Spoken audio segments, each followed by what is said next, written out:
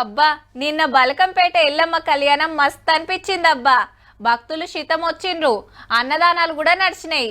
అయ్యో మేం పోకపోతే అనుకున్నోళ్ళు టీవీలో చూసి మా భాగ్యం అనుకున్నారు. ఇగియాల తల్లికి రథోత్సవం చేసిండ్రు. గా ముచ్చట చూసే ముంగట ఢిల్లీ బోనాలు ఎట్లయితున్నాయో ఆర్చుకుందాం పాన్రి.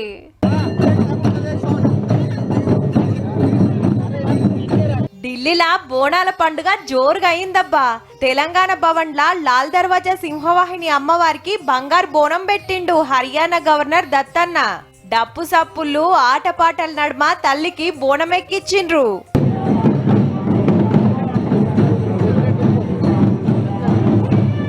తెలంగాణ వచ్చిన కాంచి ఢిల్లీలో సుత పతేడు తల్లికి బోనం పెడుతున్నారు గుడి కమిటీ తరపున.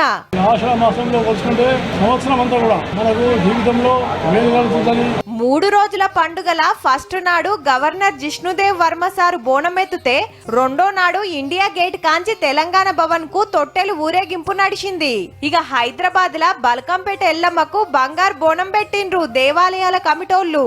రాత్రికి తల్లి రథోత్సవం మా సంబరం అనిపించింది.